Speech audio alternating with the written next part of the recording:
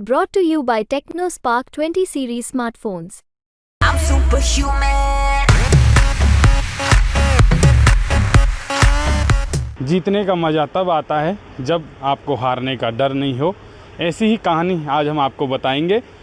एक पिता जो कोटा आए और लॉकडाउन में यहाँ पर एक ये छोटी सी जूस की दुकान खोली और यहीं पर कोचिंग में अपनी बेटी को पढ़ाए। बेटी ने जेईई मेंस क्रैक किया है और अब एडवांस की तैयारी कर रही है।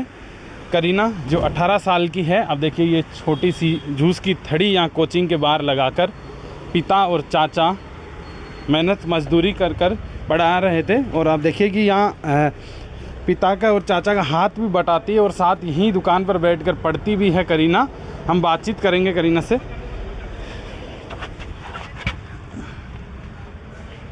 जेईई मेंस क्रैक किया आपने, आप यहाँ चाचा और पिता की हेल्प भी करवाती हैं, कैसा लग रहा है आपको फर्स्ट अटेम्प्ट में? अच्छा लग रहा है, मुझे बहुत अच्छा लग रहा है कि मैंने दोनों ही क्रैक मेहनत भी बहुत की है और जेईई मेंस क्रैक हो गया है। अब एडवांस की तैयारी कर रहे हैं। बीटेक करना है आप? हाँ। कितने घंटे आप पढ़ती थी, किस तरह से यहाँ आपको हेल्प मिली, कैसे एडमिशन हुआ? फ़ीस की प्रॉब्लम हुई थी फर्स्ट टाइम, तो सर यहाँ पे जो सर है ना, उन्होंने कहा था कि उन्होंने कम कर दिया था, हमें देखकर कि मेहनत पर भरोसा किया था कि हाँ ये कर लेगी। उन्होंने फ़ीस कम कर दिया था। फ़ीस की तो प्रॉब्लम नहीं थी, बट ऐसा काम में था कि थोड़ा बहुत पढ़ाई में, लेकिन मैं डेली 8 घंटे पढ़ती थी और 6 घंटे सुबह पढ़ती थी और 2 घंटे या 3 घंटे रात में पढ़ती थी। अगर सुबह 6 घंटे का रूटीन नहीं होता था तो मैं रात में पढ़ लेती थी उतना, डेली का 8 घंटे का हो जाता था। सुबह जब आप उठती हैं, उठने के बाद पूरा रूटीन क्या रहता था रात को सोने तक? मैं सुबह उठती थी 6:30 बजे, फिर नहाना धोना जो भी करना होता था, मैं 8 बजे पढ़ने बैठ जाती थी। 8 से 10 पढ़ती थी, फिर उसके बाद थोड़ा रिलैक्स करती थी। फिर चाचा और पापा आते थे तो उन्हें चाय देती थी, चाय नाश्ता जो भी देना होता था वो।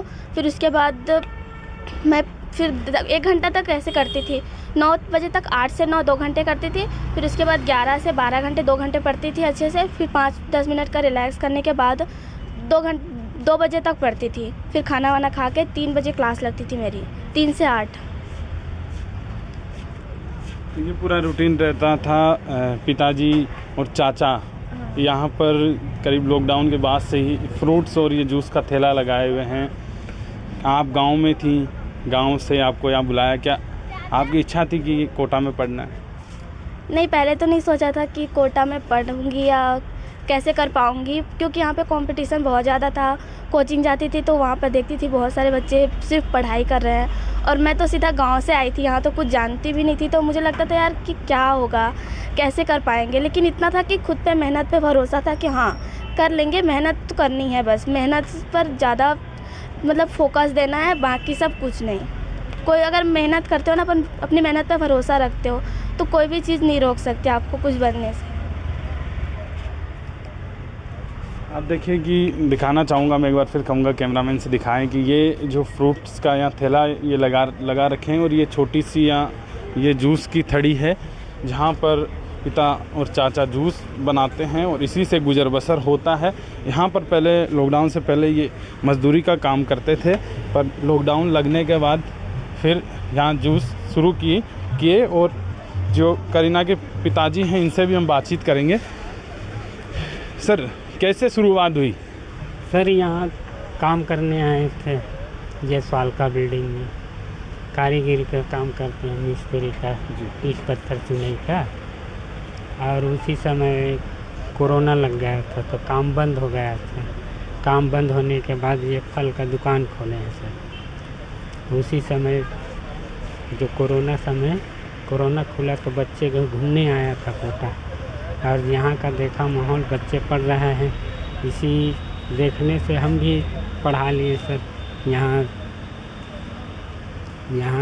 सब बच्चे पढ़ रहे हैं तो हम भी देखो पढ़ा के सर। कोचिंग के सामने आपका ठेला और यहीं से बेटी कोचिंग चली जाती है, आप संभाल भी लेते हैं, आपकी हेल्प भी करती है। अब कैसा लग रहा है? जेईई क्रैक कर दिया है, एडवांस की तैयारी कर रही है? ये नज़दीक में स्कूल है ना सर, और है सब काम यहीं हो जा रहा है, यहीं से देख रहे हैं, सब हो रहा है, यहीं पढ़ा रहा है।